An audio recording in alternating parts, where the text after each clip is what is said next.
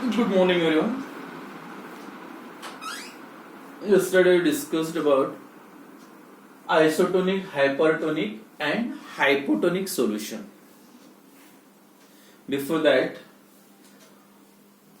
osmotic pressure and osmosis. Osmosis, that is the flow of solvent.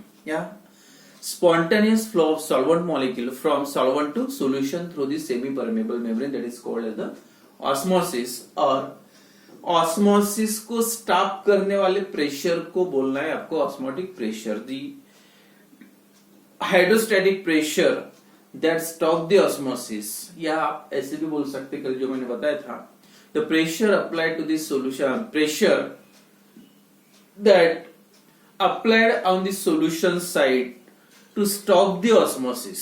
The pressure, external pressure applied to the solution side to stop the osmosis. जो osmosis stop करने के लिए जो बाहर से pressure apply करना पड़ता है उसको भी आप बोल सकते हैं osmotic pressure of solution. The external pressure applied to the solution side to stop the osmosis. या hydrostatic pressure that stop the osmosis is also called as osmotic pressure. And then on the basis of, या osmotic pressure के basis पे जो solution को आप अलग अलग divide कर सकते, that is isotonic solution, second hypertonic solution और हाइपोटोनिक सॉल्यूशन. उसमें नाम में जो हेडिंग है उसमें पूरा क्लियर हो जाता है. देखो, आइसो का मतलब होता सेम, मतलब सेम ऑस्मोटिक प्रेशर. हाइपो का मतलब होता हाइपर, हाइपर का मतलब होता ज्यादा, और हाइपो का मतलब होता कम. मतलब दो या दो से ज्यादा सॉल्यूशंस है, उसका कंपैरिजन करना है किसका ऑस्मोटिक प्रेशर ज्यादा है, किसका ऑस्मोटिक प्रेशर कम है, या कौन से दो सॉल्यूशन का या ज्यादा सॉल्यूशन का ऑस्मोटिक प्रेशर सेम है. तो कल एक डेफिनेशन हो गई थी, that is isotonic solution. Two or more solution having the same osmotic pressure is called as the isotonic solution. Two solutions having same osmotic pressure are said to be isotonic solution. दो solution है, दो solution का अगर osmotic pressure same है तो वो solution को आप बोल सकते हैं isotonic solution. Second, hypertonic. Hyper मतलब ज्यादा. Hypertonic and hypotonic solution इसका combine लेंगे. Hypertonic solution and hypoven, the two solution या different solution having a different osmotic pressure, when the solutions having a unequal osmotic pressure, unequal बोलो या different बोलो, then solution with osmotic pressure ज्यादा या कम वो किस पे डिपेंड है, जो कल मैंने बताया था एक सिंपल एक्सपेरिमेंट ले करके. जैसे ये प्योर सॉल्वेंट है और ये अगर ये सॉल्यूशन है, तो ये प्योर सॉल्वेंट के लेवल अगर ये वेपर प्रेशर है, प्योर सॉल्वेंट का वेपर प्रेशर इसका, तो जैसे आपने सोल्यूट डाल दिया तो उसका वेपर प्रेशर कम हो गया. किसका? सॉल्यूशन का. ये वेपर, ये जो लाइन मैंने, ठीक है, सॉल्वेंट की भी लाइन है और वेपर प्रेशर, ये वेपर प्रेशर सॉल्वेंट का है और इसके पहले से हो गया ये कोलिगेटिव प्रॉपर्टी. जैसे आपने सोल्यूट डिसॉल्व किया वेपर प्रेशर कम हो गया, तो ये वेपर प्रेशर किसका है? सॉल्यूशन का. That is due to addition of solute. Non volatile solute add करने से वेपर प्रेशर कम हो गया. अब अगर दोनों को कांटेक्ट में और यहाँ पे और सेमी परमेबल मेम्ब्रेन प्रेजेंट है, तो क्या होगा? जो नेचुरल प्रोसेस, नॉर्मल प्रोसेस है, स्पॉन्टेनियस प्रोसेस, ये प्रोसेस शुरू हो जाएगी. कौन सी? Flow of solvent molecule from solvent to solution. तो इसका रीजन है क्योंकि इसका वेपर प्रेशर कम है और इसका सॉल्वेंट का वेपर प्रेशर ज्यादा होता है, इसलिए solvent molecule solvent to solution flow करते हैं क्योंकि उसमें से सोल्यूट पार्टिकल इधर उधर जा नहीं सकते. अब this process is called as the osmosis from solvent to solution, या बोल सकते हैं from lower concentration to higher concentration through the semi permeable membrane. मतलब ये लेवल धीरे धीरे बढ़ना शुरू हो जाएगा, ये लेवल कम होगी. अब ये इसका दूसरा रीजन ये भी है क्यों ये फ्लो हो रहा, because of vapour pressure decreases, क्योंकि सोल्यूट डालने के बाद उसका वेपर प्रेशर कम हो गया. अब आपको क्या करना है, ये जो वेपर प्रेशर जितना ये लेवल इतना वाला कम हो गया, पहले इतना था, सेम था, दोनों लिक्विड थे, जैसे सोल्यूट डाल दिया वेपर प्रेशर, अब इतना प्रेशर आपको बाहर से सप्लाई करके बढ़ाना है, या ये रेंज इतना बढ़ाना है. अब वो प्रेशर को ही आपको क्या बोलना है? Osmotic pressure, external pressure apply to the solution side. अब ये दोनों का फिर से वेपर प्रेशर सेम आ गया, मतलब ऑस्मोसिस भी स्टॉप हो जाएगी. तो external pressure that applied to the solution side to stop the osmosis is called as osmotic pressure. या हाइड्रोस्टैटिक प्रेशर जो एक्सपेरिमेंट लेके बताया था वो भी ठीक है, या ये भी। तो अब देखो यार से, जैसे सोल्यूट जितना डालोगे उतना वेपर प्रेशर कम होते जाएगा। अब जितना वेपर प्रेशर कम होगा, फिर से साथ में लाना है तो वेपर प्रेशर बाहर का प्रेशर बढ़ाना पड़ेगा, मतलब osmotic pressure also increases with increase in the concentration of solution. तो ये क्लियर है, जितना सोल्यूट का अमाउंट बढ़ाओगे, कॉन्सेंट्रेशन बढ़ाओगे, उतना सोल्यूशन का मतलब सॉल्वेंट में जो सोल्यूट डिसॉल्व किया उसका वेपर प्रेशर कम होते जाएगा, और जितना वेपर प्रेशर कम रहेगा उतना ऑस्मोटिक प्रेशर ज्यादा रहेगा। ठीक है, ये क्लियर है।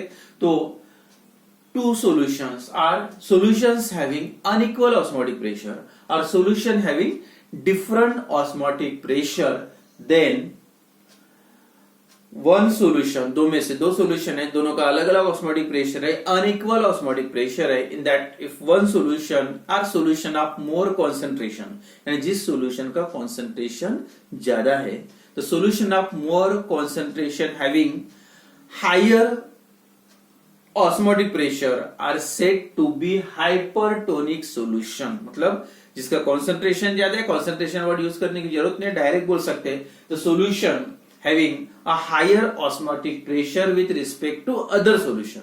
मतलब दूसरे, जैसे दो सोल्यूशन है, A है और एक सोल्यूशन B है, osmotic pressure का मतलब पाई, if the pi A osmotic pressure of A is greater than osmotic pressure of B, यानी B का osmotic pressure मतलब पाई B और A का osmotic pressure पाई, अगर इसका कॉन्सेंट्रेशन ज्यादा है तो पाई की वैल्यू ज्यादा होगी, और B का कॉन्सेंट्रेशन ज्यादा है तो पाई B की। अब यहाँ पे ऐसे कंसिडर करो, ए के सॉल्यूशन में अमाउंट सोल्यूट का ज्यादा है, बी में कम है, तो इसका मतलब ये सॉल्यूशन का ऑस्मोटिक प्रेशर ज्यादा है और इसका कम है, तो आप बोल सकते हैं तो solution A is said to be hypertonic solution with respect to B, या solution B is said to be hypotonic solution with respect of A, with respect to A. मतलब ए क्या है, हाइपरटोनिक सॉल्यूशन, और B को बोलना है hypotonic solution. बस comparison करना है, जिसका ज्यादा होता है उसको बोलना है हाइपरटोनिक, और जिसका कम होता है उसको बोलना है hypotonic solution. The solution with having solution having more concentration with higher osmotic pressure is called as the hypertonic solution with respect to other, and solution having lower concentration या solution more dilute solution having lower osmotic pressure are said to be hypotonic solution with respect to other solution। तो सीधा सीधा आपको लिखना है definition, कभी पूछे तो the solution having higher osmotic pressure with respect to other solution is called as a hypertonic solution, and solution having lower osmotic pressure with respect to other solution is called as hypotonic solution। जैसे दो solution है, जैसे ए और B का example लिया जाए, एक sugar है और दूसरा सपोज यूरिया है। If the osmotic pressure of sugar is greater than urea, अब यूरिया से शुगर का ऑस्मोटिक प्रेशर ज्यादा है, तो ऑब्वियसली इसका शुगर का कॉन्सेंट्रेशन ज्यादा है और यूरिया का कॉन्सेंट्रेशन कम है, तो आप बोल सकते इसका ज्यादा है, मतलब sugar solution is hypertonic with respect of urea, और urea solution is hypotonic with respect of sugar. हो गया, तीनों का मतलब सिंपल है, सेम रहा तो आइसो, दो या दो से ज्यादा सॉल्यूशंस है, सबको ऑस्मोटिक प्रेशर सेम है तो आइसोटोनिक सॉल्यूशंस बोल सकते हैं। दो सॉल्यूशंस हैं, एक सॉल्यूशन का ऑस्मोटिक प्रेशर ज्यादा है तो उसको बोल सकते हैं हाइपरटोनिक, और दूसरे सॉल्यूशन का कम है, then this solution is called as a hypotonic solution. तो ये बस यहाँ पे कभी पूछे तो ज्यादा इंपॉर्टेंट डेफिनेशन आइसोटोनिक के आ सकती, तो डेफिनेशन याद रखो, टू आर मोर सॉल्यूशन या two solutions having same or equal osmotic pressure are called as isotonic solution, and solution having higher osmotic pressure is called as the hypertonic solution, and solution having lower osmotic pressure is called as hypotonic solution। and then same जैसे तीनों colligative property में next point था elevation of boiling point and concentration, depression of freezing point and concentration, and lowering of vapor pressure and concentration। and सबका जो है वो concentration पे depend है सोल्यूट का, जितना नॉन वोलेटाइल सोल्यूट ऐड करोगे उतना ऑस्मोटिक प्रेशर हो या elevation of boiling point हो या depression of freezing, सबकी वैल्यू बढ़ेगी। तो similarly osmotic pressure and concentration,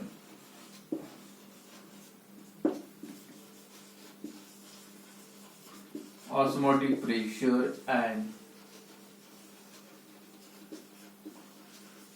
concentration of solution for again कोई भी कोलिगेटिव प्रॉपर्टी उसके पहले बता चुका हूं मैं that all these colligative properties only applicable for a very very dilute solution. जब भी solutions होते हैं बहुत ज्यादा dilute होते हैं and therefore for very dilute solution for non volatile solute the osmotic pressure direct equation दिया है osmotic pressure of solution is given by the equation.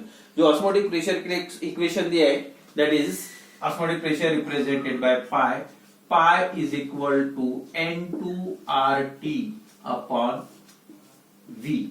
N2RT upon V. N2 का मतलब है इसमें पाई का मतलब क्या है osmotic pressure of solution. Second N2 का मतलब है जो सोल्यूट डाल के नॉन वोलेटाइल सोल्यूट जो डिसॉल्व किया है सॉल्वेंट में सॉल्यूशन बनाने के लिए उसके कितने मोल्स प्रेजेंट है सॉल्यूशन में. N2 with the number of moles of solute और सोल्यूट के लिए आप 2 नंबर लिखते पहले से N2 with the number of moles of solute N2. R is the gas constant 0.0821 जो केल्विन मतलब लीटर में लिखना है तो 0.02 या जूल में लिखना है तो 8.314 वगैरह हो गया है. And then temperature in kelvin और टेम्परेचर यहाँ पे फिक्स्ड है कांस्टेंट एक ही टेम्परेचर में आपको ऑस्मोटिक प्रेशर चेक करना है. टेम्परेचर चेंज नहीं कर सकते लेकिन उसके पहले फ्रीजिंग पॉइंट और बॉइलिंग पॉइंट में आप ऐसे कर ही नहीं सकते. बॉइल करना है तो हीटिंग करना पड़ेगा मतलब टेम्परेचर चेंज होगा. इसलिए वहां पे जो कॉन्सेंट्रेशन टर्म यूज किया था कौन सा molality of solution that not depends on temperature यानी टेम्परेचर चेंज होने से यानी टेम्परेचर चेंज होने से भी उस पर कोई फर्क नहीं गिरता. लेकिन मोलैरिटी यूज नहीं कर सकते थे क्योंकि molarity changes with changing temperature. अगर टेम्परेचर चेंज होता तो मोलैरिटी चेंज हो सकती है RI high but molality that not depends on temperature. लेकिन यहाँ पे एक ही टेम्परेचर में ऑस्मोटिक प्रेशर मेजर करना है एक्सपेरिमेंट करना है एंड देयरफॉर तो यहाँ पे दूसरा कॉन्सेंट्रेशन टर्म यूज करना आगे देखेंगे. तो N2 क्या है pi is the osmotic pressure of solution. N2 भी the number of moles of solute solute जो भी नॉन वोलेटाइल सोल्यूट सॉल्वेंट में डिसॉल्व किया उसके नंबर ऑफ मोल्स है. R गैस कांस्टेंट है. T टेम्परेचर इन केल्विन जो टेम्परेचर पे आप ऑस्मोटिक प्रेशर मेजर करें and V with the volume of solution in litre या डीएम क्यूब बोलो या litre. V with the volume solution जो भी सॉल्यूशन बना है उसका वॉल्यूम कितना है तो pi is equal to N2RT upon V. But again यहाँ पे N2 क्या है number of moles of solute and number of moles upon volume of solution solution का volume and that equal to that is capital M. जैसे freezing point and boiling point में आपने small m use किया था. Small m का मतलब है that is N2 same है N2 upon W1 weight of solvent in KG in 1000 किए थे क्योंकि number of moles present per KG of solvent उसको बोलते हैं मोलैलिटी मतलब यहाँ पे वेट रिलेटेड है and number of moles present per litre of solution यानी 1 लीटर सॉल्यूशन में सॉल्यूट के कितने मोल्स प्रेजेंट है उसको बोलते हैं molarity.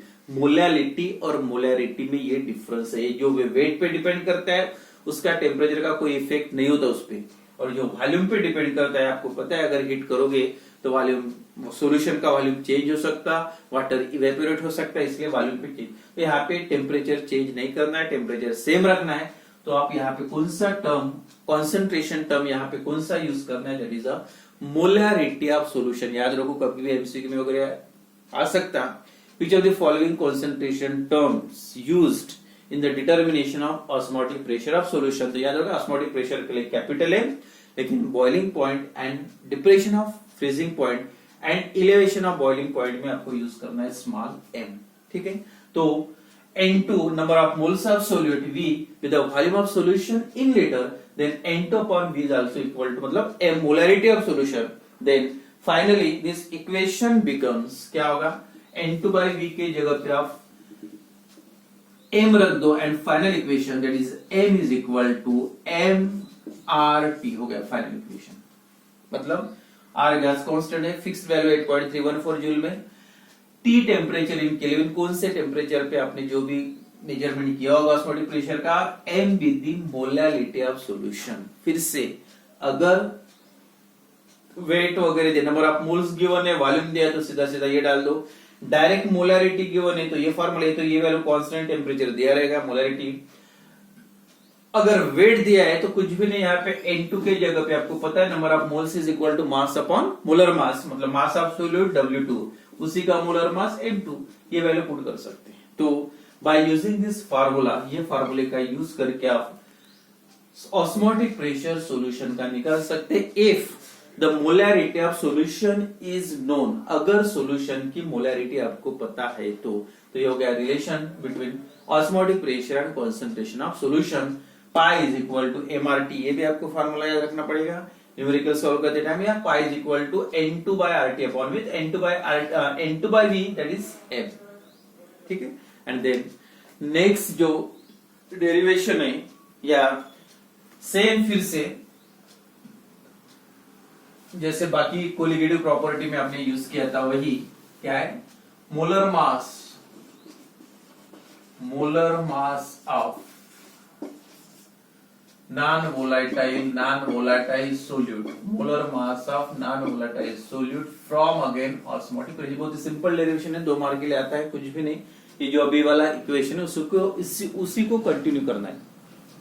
The determination of molar mass of non volatile solute from osmotic pressure, बाकी जो कोलिगेटिव प्रॉपर्टी का यूज करके आप मोलर मास निकाल देते, सेम उसी तरह से फिर से वही जो कॉन्सेंट्रेशन टर्म होगा, अगर फार्मूले में है तो डायरेक्टली वही लिख दो, या नहीं होगा तो उसके जगह पे सोल्यूट का वेट और सोल्यूट का मॉलिक्यूलर वेट आना चाहिए। देन फर्स्ट कहां से स्टार्ट करोगे, from the relationship between concentration of solute and osmotic pressure of solution. Therefore, the osmotic pressure of solution, that is pi, is given by, that is N2RT upon, अभी जो equation लिखा था N2RT upon V, फिर से लिखो, N2 with the number of moles of solute, R with the gas constant, T with the temperature in Kelvin, and V with the volume of solution in liter, या volume of solution in dm cube। हो गया।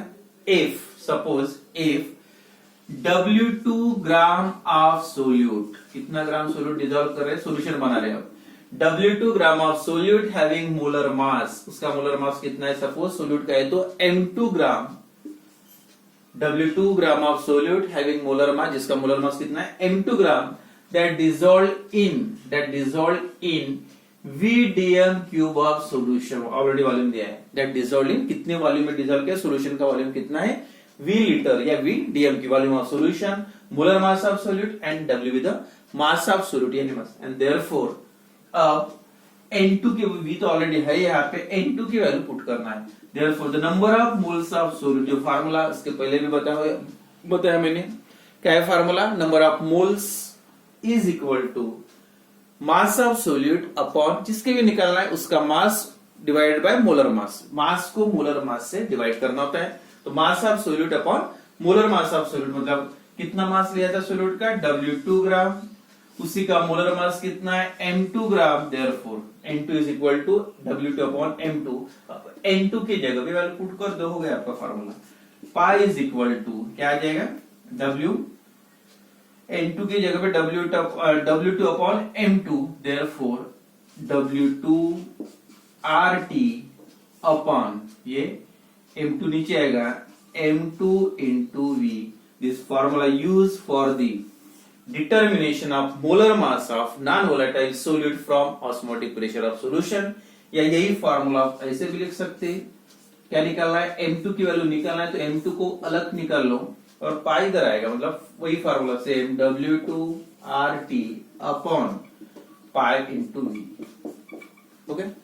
क्या है, M2 with the molar mass of solute, solute जो solute का आपको molar mass निकालना है, मतलब M2, W2 weight of solute, solute का वेट आपने कितना ऐड किया था, कितना डिसॉल्व किया था, सोल्यूट का वेट इन ग्राम, R गैस कांस्टेंट फिर से 8.314 इन जूल, या लीटर में लेना है तो लीटर पर एटीएम या जूल पर मोल, जूल में रहा तो 8.314, लीटर में तो 0.081 वगैरह, T temperature in kelvin, M2 molar mass of solute in gram, अगर ये ग्राम में रहा तो ये भी ग्राम में रहेगा, और ये केजी में रहा तो दोनों का यूनिट सेम होना चाहिए। अगर एक केजी में दिया है तो दूसरे का आंसर भी, अगर M2 की वैल्यू निकालना है आपको, अगर वेट केजी में दिया है तो ये भी केजी में आएगा, अगर ये ग्राम में है तो आंसर भी आपको ग्राम में आएगा। देन विद द सॉल्यूशन का वॉल्यूम है, तो सॉल्यूशन का वॉल्यूम किस में होना चाहिए, डीएम क्यूब में या लीटर में, अगर सीएम क्यूब में दिया है तो इंटू 10⁻³ करना पड़ेगा।